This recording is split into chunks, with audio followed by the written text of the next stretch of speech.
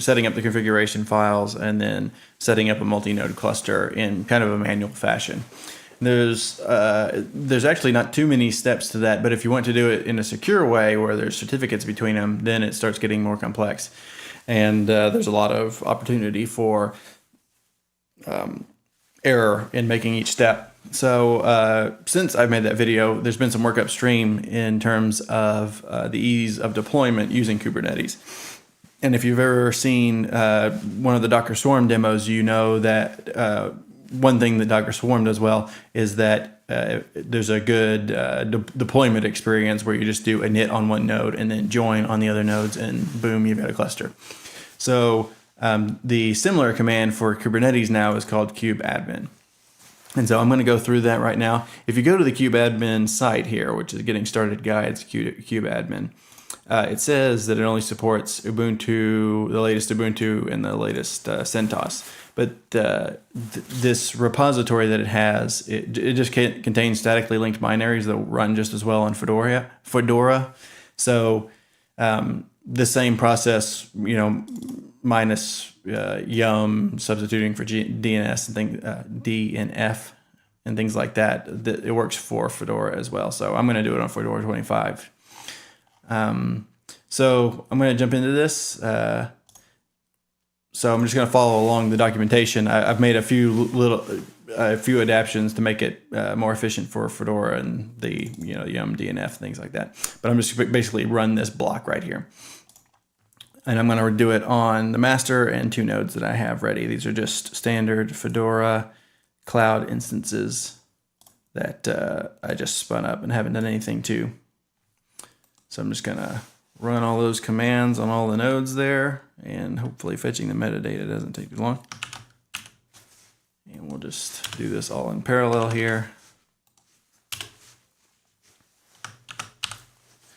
So one thing this does, you can see that it's going to install kubelet, kubeadmin, kubecontrol. These are not the packages from the official, the Kubernetes packages from the official Fedora repositories. And this is just because, one, the Fedora packages trail the upstream release somewhat now. That is changing. The Kubernetes packages in Fedora used to be held back by the development pace of OpenShift, but that has since changed, and now the Kubernetes packages in Fedora track upstream. But this, for kubeadmin, it actually uses the kubelet to bootstrap the entire cluster, and to do that, you have to have it the configuration options in a certain way. And so the kubelet service file that comes with this RPM that kubeadmin provides in this repository is a little different than what Fedora provides. So we're just going to use that for ease of use today. And I might look in the future to see how we can use the upstream packages along with kubeadmin. Okay, so we've installed all those packages. The next thing we need to do is run kubeadmin init on the master. Now I'm going to use a flannel pod network. And if you're going to do that, it says right here, if you want to use flannel, you need to specify this. Okay, so we're going to add this at the end of the kubeinit line. And that's just because the kubelet needs to know this information to configure properly. So we're going to hit that. And we're going to see that a lot of things happen here automatically. It's generating a token that's going to be used to join other nodes to this cluster. It's creating a certificate authority and creating all of the keys and certificates for the API server and service accounts, and creating the kubelet configuration files. Now what it's doing now is it is actually using the kubelet on this node to bootstrap the control plane of the cluster, which is the API server, the controller manager, the scheduler. And it's going to actually, at the end, add the kubedns and kubeproxy add-ons. So it's not installing RPMs here, it's pulling down containers and basically bootstrapping the cluster using the kubelet on the master. So it should be done here pretty soon. You can see it does a test deployment to make sure that the API server is actually listening, that all the parts are interacting properly together.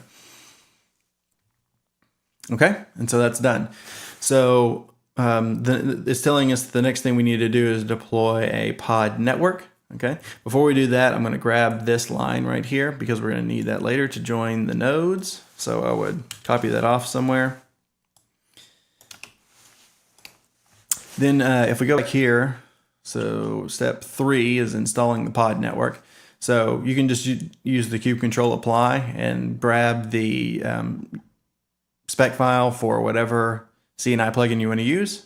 So we're going to go to the add-ons page. You can see here that there's 5 that are supported. I'm going to use Flannel, so I go here, and you can see it takes me straight to the kube flannel YAML file. So I'll go take it to the raw output here, copy this, and then we do a kubectl apply, and then paste that in there. That's going to create a config map and a daemon set. And so the daemon set is a pod that will be deployed on each node once, and will configure the networking on that node so that the pods can communicate with one another. So if we do I know that you can do a watch on the kubectl, but I find the presentation is better if I do this. So kubectl get pods all namespaces. Okay, so this is not printing off real well. This is going to go off the edge of the video here, but the important stuff is here. You can see that you want to wait until kubeDNS is 444 here. kubeDNS will hang until you get your pod network up and running. And so that's kind of your indicator that the pod network is up and functioning is when the kubeDNS is the kubeDNS service is fully functional. So let me shrink this back down. So now let's run over to the other nodes, and with that join line that was printed out at the end of the init, we can join our nodes to the cluster.